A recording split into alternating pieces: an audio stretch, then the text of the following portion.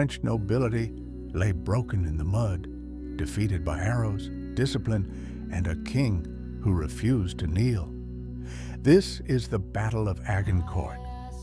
For nearly 80 years, England and France had been locked in a brutal struggle, the 100 Years' War. At its heart was a dangerous claim. English kings believed they were the rightful rulers of France. In 1415, King Henry V of England, young and ambitious, crossed the Channel to enforce that claim by force.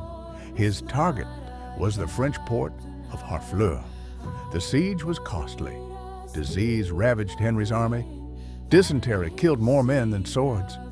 By the time Harfleur fell, Henry had lost a third of his force, yet he marched on. Henry's army, around 6,000 men, began a desperate march toward Calais.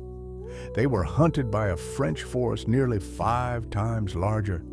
French commanders were confident. They had knights, nobles, cavalry, and heavy armor, the pride of medieval Europe. To them, the English were already defeated. They blocked Henry's path near a village called Agincourt. The battlefield was narrow, hemmed in by forests on both sides. Rain had turned freshly plowed farmland into deep, sucking mud. Henry saw opportunity where others saw doom.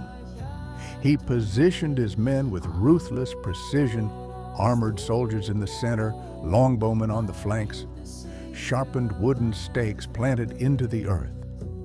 The French deployed for glory, wide formations, heavy cavalry, noble banners fluttering in the rain.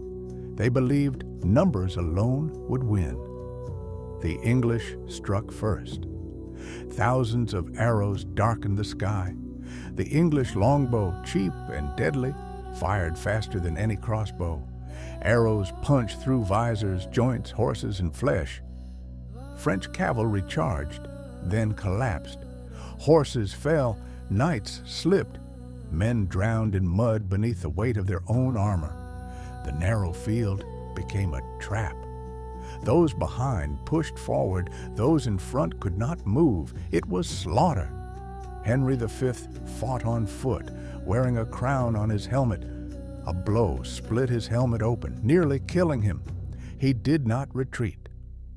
When French prisoners threatened a renewed attack, Henry made a brutal decision. He ordered them executed. War at Agincourt was not chivalry. It was survival. By sunset, the field was silent.